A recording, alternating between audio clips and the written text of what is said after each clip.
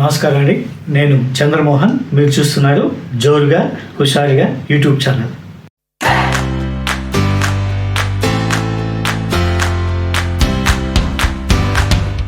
కూర్గులో ఉన్నటువంటి చూడవలసిన ప్రదేశాల గురించి చెప్పుకుంటూ వస్తున్నాం. మా కూర్గు ట్రిప్పులో 4వ రోజు ఉదయాన్నే మా హోమ్ స్టే ఓనర్ తన హోమ్ స్టే చుట్టూ ఉన్నటువంటి చెట్ల గురించి చెప్తూ వాటి గురించి వివరిస్తూ మాకు చూపించాడు. ఇప్పుడు మామూలుగా ఏంటంటే మనం యాలకులు, లవంగాలు, ఇట్లాంటి వాటి గురించి, మిరియాలు, ఇట్లాంటి వాటి గురించి మనం వాటి గురించి తెలుసు, కానీ వాటి చెట్లు ఎలా ఉంటాయో చూసినప్పుడు ఓహో ఇదేనా అనే ఫీలింగ్ ఉంటుంది చూసారా, అది చాలా బాగుంటుంది. ముఖ్యంగా పిల్లలు ఇట్లాంటివన్నీ తెలుసుకోవాలి. సో ఇప్పుడు అతను మాకేమేమి చూపించాడో ఒకసారి చూద్దాం. కాచం పులి, పుల్లగా ఉండే ఈ ఆకులను కూడా కూరలలో వాడతారు. అలాగే ఈ చెట్టు కాయలు మన వెల్లుల్లి సైజులో ఉంటాయి. వీటి నుంచి ఒక ద్రవం లాంటిది తయారు చేస్తారు, అంటే ఒక రకమైన వెనిగర్ అన్నమాట. ఈ కాచం పులిని ఎక్కువగా పోర్క్ కర్రీలో వాడతారు. దానివల్ల కూరకి ఒక రకమైన పులుపు, వగరుతనం వస్తుంది. అలాగే రంగు కూడా కొద్దిగా మారుతుంది అన్నమాట. ఇదిగో ఇది సాంబ్రాణి చెట్టు. ఈ చెట్టు నుండి కారే జిగురునే గట్టిపడ్డాక తీసి పొడి చేస్తారు, అదే సాంబ్రాణి.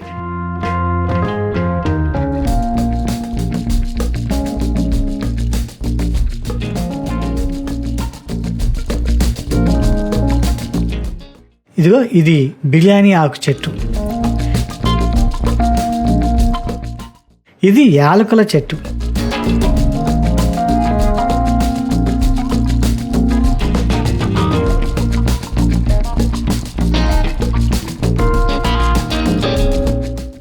యాలకులు కాయ రూపంలో ఉన్నప్పుడు ఇలా ఉంటాయి. ఇదిగో ఇది మిరియపు చెట్టు. సాధారణంగా ఇది పెద్ద పెద్ద చెట్లను పట్టుకొని ఇలా పాకుతూ ఉంటుంది. ఇలా చాలా రకాల చెట్లు ఉన్నాయి ఇక్కడ. అలాగే జలగలు కూడా ఎక్కువే ఉన్నాయి. ఇవన్నీ నాటిన చెట్లు కానీ పెంచిన చెట్లు కానీ కాదు, వాటికవే న్యాచురల్గా నాటుకొని పెరిగిన చెట్లు.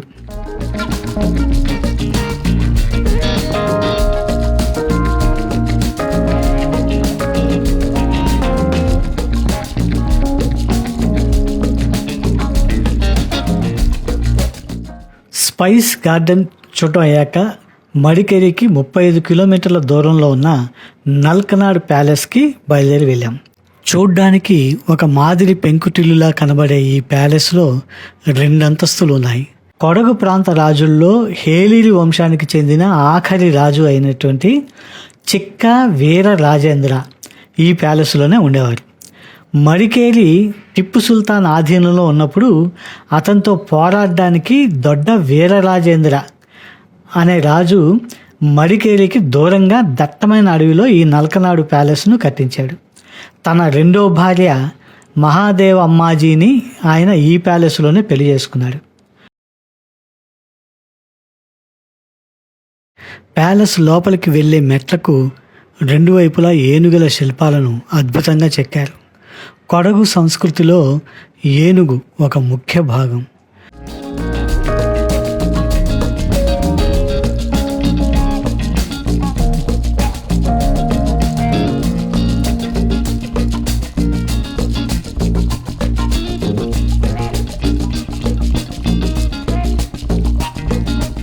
ప్యాలెస్ లోపల కొన్ని చోట్ల ఇలాంటి సర్ప కళాకృతులు ఉన్నాయి. చెడు దృష్టి సోకకుండా, శత్రుభయం కలగకుండా చేసే నాగబంధం ఇదే అని అంటారు.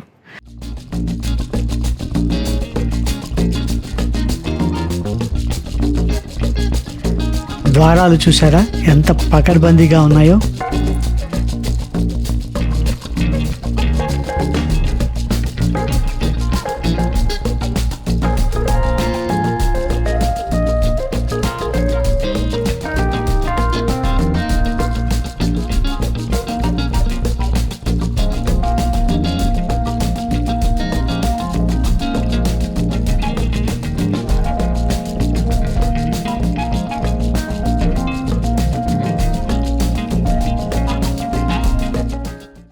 ఇకపోతే పైకప్పు మీద అద్భుతమైన పెయింటింగ్స్ వేశారు. 225 ఏళ్ళు దాటినా ఇప్పటికీ చెక్కు చెదరలేదు.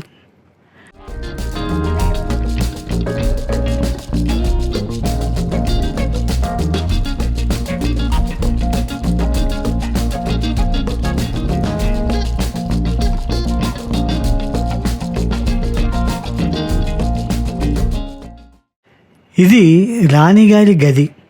బహుశా ఇది రాణిగారి చిత్రం కావచ్చు.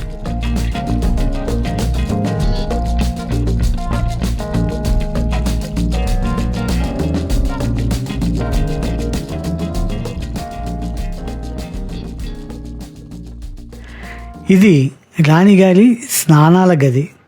ఈ గదికి పక్కనే కిందికి ఒక మెట్ల దారి ఉంది. శత్రువులు కోటను ఆక్రమిస్తే ఈ రహస్య మార్గం గుండా తప్పించుకోవడానికి దీన్ని ఏర్పాటు చేశారు. ఈ ప్రాంతంలో గిరినాగులు ఎక్కువగా తిరుగుతాయని డ్రైవర్ చెప్పారు.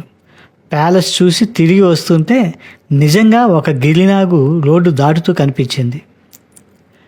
ప్యాలెస్ చూశాక అక్కడికి దగ్గరలోనే ఉన్న చలవెర వాటర్ ఫాల్స్కు వెళ్ళాం. అడవి లాంటి ప్రదేశంలో కాస్త దూరం నడిచి గుట్ట లాంటి దాన్ని ఎక్కితే ఈ వాటర్ ఫాల్ కనిపిస్తుంది.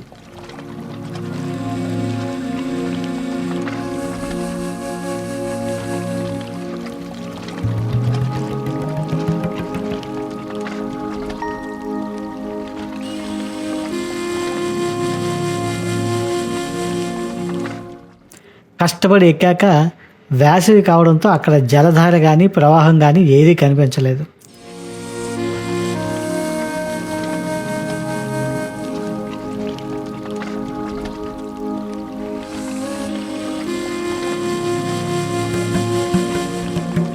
అప్పటికి మధ్యాహ్నం అయిపోయింది. ఇక మడికెలికి వచ్చేసి కాసేపు షాపింగ్ చేశాం. మడికెలిలో కాఫీ తోటలు ఎక్కువ కాబట్టి కాఫీ పొడి, కాఫీ గింజలు తీసుకోవచ్చు. అలాగే home made chocolates, home made halwa, spices ఇలా చాలా కొనుక్కోవచ్చు.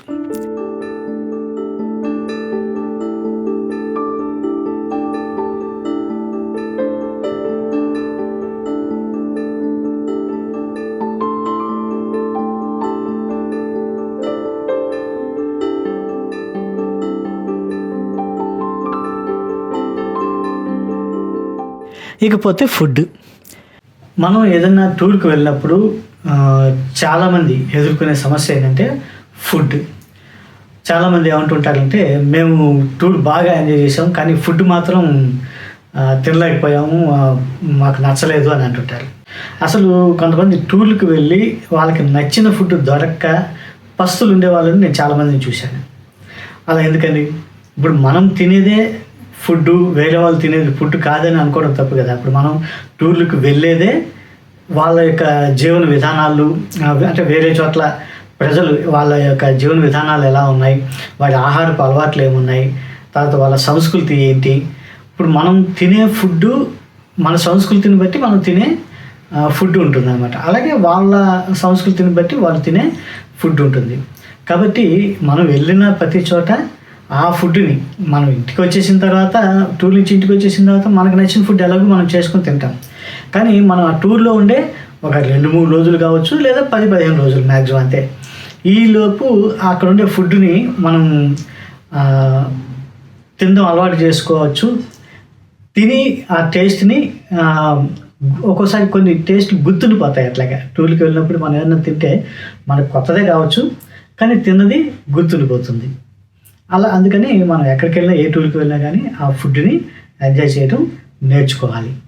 ఇప్పుడు కూర్గు విషయానికి వస్తే ముఖ్యంగా మన సౌత్ ఇండియన్స్కి ఫుడ్కి సంబంధించిన ఎలాంటి కంప్లైంట్స్ ఉండవు.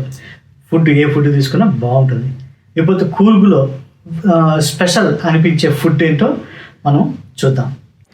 నూల్ పుట్టు, స్టీమ్డ్ రైస్ నూడిల్స్. దీన్నే కేరళలో ఇడియప్పం అని కూడా అంటారు.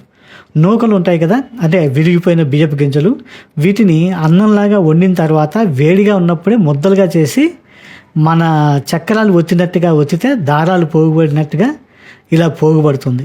అదే నూలు పుట్టు. ఇకపోతే ఇది కదం బుట్టు, అంటే స్టీమ్డ్ రైస్ ముద్దలు అన్నమాట.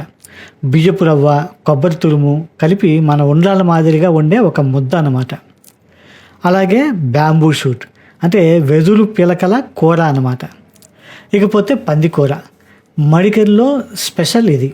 చికెన్ తర్వాత మనం మటన్ ఇష్టపడినట్టుగానే కూర్గులో చికెన్ తర్వాత పందికూరను ఇష్టంగా తింటారు. కదం బుట్టుతో పందికూర కాంబినేషన్ బాగుంటుంది. ఇక మామూలు భోజనం కూడా ఉంటుంది, అది కూడా చాలా బాగుంటుంది. 4వ రోజు రాత్రి హోమ్ స్టేలోనే రెస్ట్ తీసుకొని 5వ రోజు ఉదయాన్నే బస్సులో మైసూర్ మీదుగా బెంగళూరుకు బయలుదేరాం. అక్కడ నుంచి రైల్లో హైదరాబాద్ వచ్చాం. ఇప్పటి వరకు కూర్గులో మనం చూడవలసిన ప్రదేశాలు ఏవైతే ఉన్నాయో వాటన్నిటి గురించి డీటెయిల్గా చెప్పడం జరిగింది. మీరు ఈ ఛానల్ని చూస్తున్నది ఫస్ట్ టైం అయితే ఛానల్ని ప్లీజ్ దయచేసి సబ్స్క్రైబ్ చేసుకోండి. మీకు ఈ వీడియో నచ్చితే లైక్ చేయండి, మీ ఫ్రెండ్స్కి షేర్ చేయండి.